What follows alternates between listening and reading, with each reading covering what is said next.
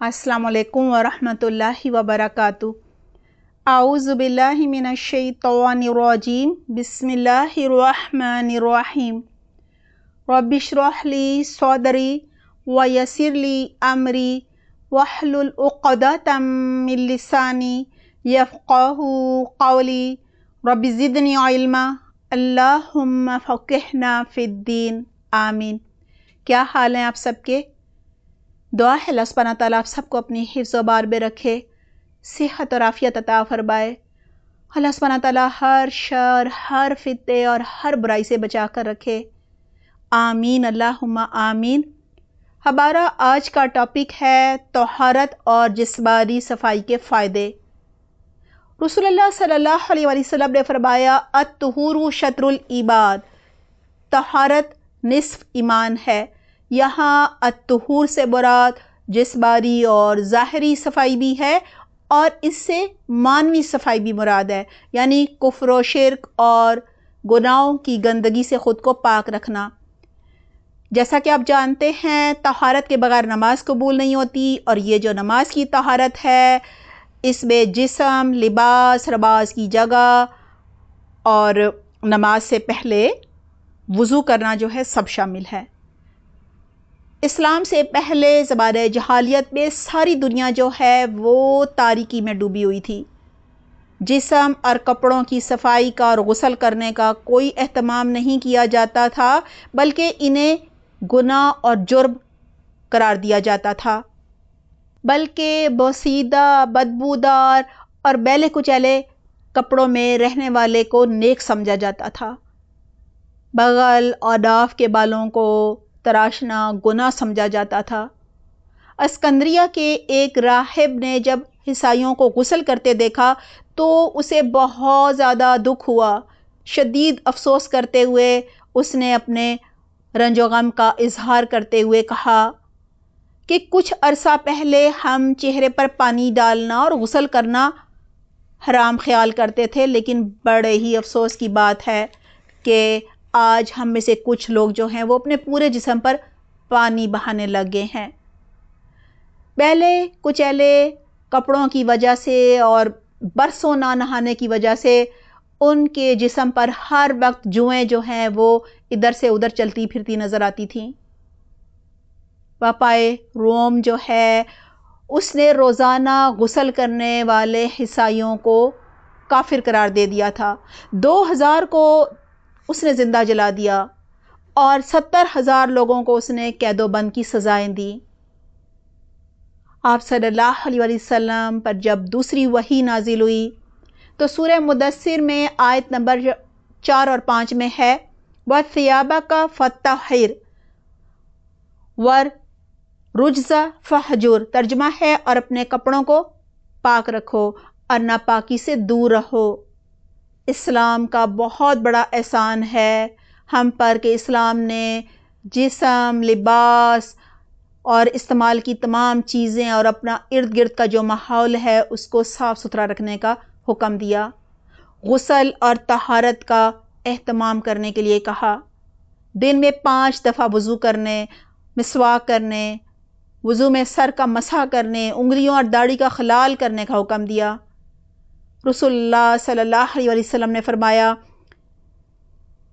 5 अच्छी सिफ़ात फितरत में से हैं। नंबर 1 खतना कराना, नंबर 2 ज़ेरे नाफ बाल मूंढना, नंबर 3 मूछें काटना, नंबर 4 नाखून तराशना और नंबर 5 बगल के बाल उखेड़ना।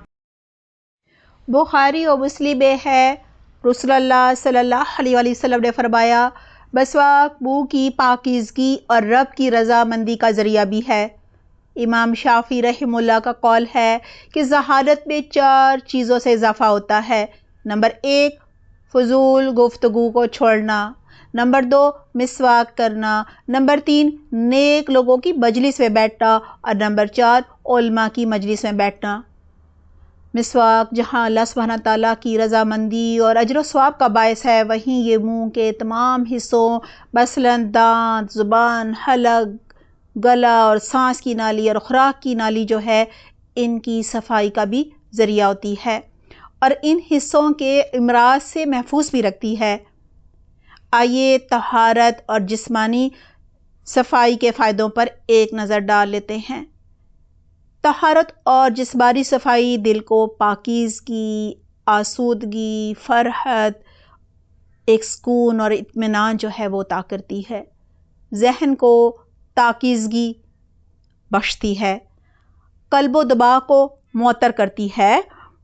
طہارت اختیار کرنے سے دل کو ایک سرور حاصل ہوتا ہے، دل جمعی اور یکسوئی جو ہے وہ حاصل ہو جاتی ہے۔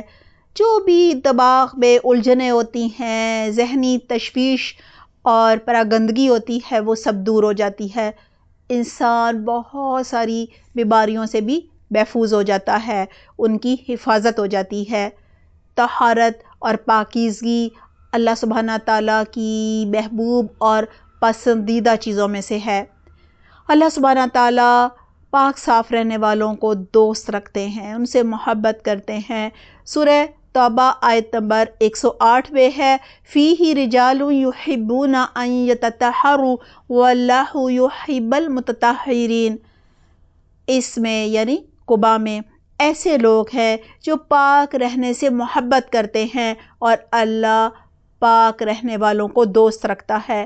ہمیں بھی بہت شوق ہے کہ اللہ تعالیٰ ہمیں اپنا دوست بنا لے، تو سب سے پہلے کیا کرنا ہے؟ ہمیں طہارت اختیار کرنی ہے۔ اللہ تعالیٰ ہمیں بہترین توفیق عطا فرمائے۔ دیکھیں، نماز اسلام کا دوسرا رکن ہے۔ اس کی ادائیگی کے لیے بھی جسم، کپڑے اور جگہ کی طہارت کو شرط قرار دے دیا گیا ہے۔ جو شخص پاکی کی حالت میں باوضو سوتا ہے، فرشتے اس کے لیے ساری رات مغفرت کی دعا کرتے ہیں۔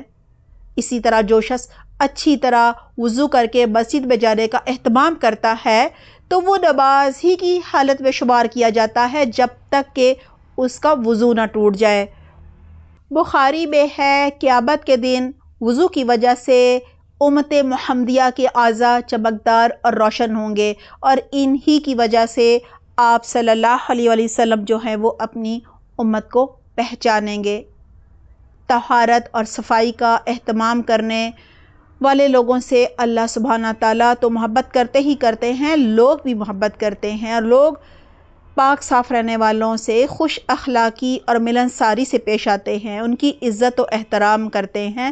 ان کے مقابلے میں جو لوگ میلے کچیلے رہتے ہیں، گندے کپڑے پہن کر رکھتے ہیں اور نہاتے نہیں ہیں، حلیہ بھی ان کا بہت ہی خراب ہوتا ہے، بدبو آ رہی ہوتی ہے، لوگ ان سے نفرت کرتے ہیں، ان کی بدبو کی وجہ سے ان کے ساتھ بیٹھنا پسند نہیں کرتے، اور ایسے لوگوں کو معاشرے میں عزت و احترام کی نگاہ سے بھی نہیں دیکھا جاتا۔ طہارت اختیار کرنے والے اور جو وضو کرنے والے ہوتے ہیں، ان کے ہاتھ اور پاؤں کے تمام صغیرہ گناہ جو ہیں وہ معاف ہو جاتے ہیں، یعنی جب وہ وضو کرتے ہیں تو گناہ جھڑتے جاتے ہیں۔ اسی طرح جو پیشاب کرنے میں جو غفلت برتتے ہیں، یعنی پیشاب کے چھینٹوں کی وجہ سے قبر میں عذاب ہوگا۔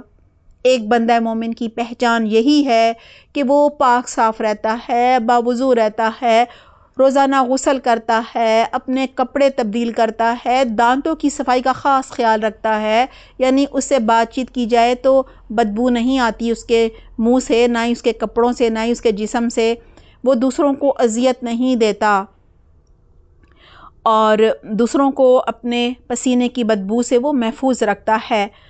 اس کے لیے پرفیومز، ڈیوڈرنٹ کا استعمال کیا جا سکتا ہے، اور اگر یہ چیزیں نہ میسر ہوں تو پھٹکڑی بھی بغلوں میں آپ گیلی کر کے اس کو بھی لگا سکتے ہیں۔ اور جیسے ہی ایسا شخص جس کے پسینے میں سے بدبو بھی آتی ہو، وہ گھر پہنچتے ہی سب سے پہلے غسل کرتا ہے، کپڑے اپنے تبدیل کرتا ہے۔ اور ایک بندہ مومن کی یہ بھی پہچان ہے کہ نہ صرف یہ کہ وہ خود صاف ستھرا رہتا ہے، بلکہ جہاں وہ رہتا ہے اس جگہ کو بھی صاف ستھرا رکھتا ہے، ہر چیز قرینے کے ساتھ اپنی اپنی جگہ پر سیٹ کر کے رکھتا ہے، یعنی اس کے کپڑے اپنی جگہ پر ہوں گے، اس کے جوتے اپنی جگہ پر ہوں گے۔ وہ ایسا نہیں کرتا کہ جیسے ہی وہ اپنے کپڑے یا جوتے تبدیل کرے تو انہیں ادھر ادھر بکھیر دے، کہیں جوتا پڑا ہے اور کہیں کپڑا پڑا ہے، کپڑوں کو زمین پر بھی نہیں وہ ڈالتا۔ اور صبح اٹھ کر سب سے پہلے وہ اپنی ہر چیز اپنی اپنی جگہ پر رکھتا ہے، اپنی چادر درست کرتا ہے، جو بھی بلینکٹ یا لحاف وغیرہ ہے اس کو فولڈ کر کے کبرڈ میں رکھتا ہے، اور ہر جگہ اس کی قرینے کے ساتھ اپنی اپنی جگہ پر نظر آتی ہے. یعنی اس کی زندگی میں نظم و ضبط ہوتا ہے، ڈسپلن ہوتا ہے، ایک باقاعدگی ہوتی ہے. وہ اپنے حلیے سے اور اپنے ارد گرد کے ماحول سے پہچانا جاتا ہے. اللہ تعالیٰ ہمیں بہترین توفیق عطا فرمائے. اپنا بہت خیال رکھیے گا. سبحانک اللہم و بحمدک نشہد ان لا الہ الا انت نستغفرک و نتوب الیک. والسلام علیکم ورحمۃ اللہ وبرکاتہ.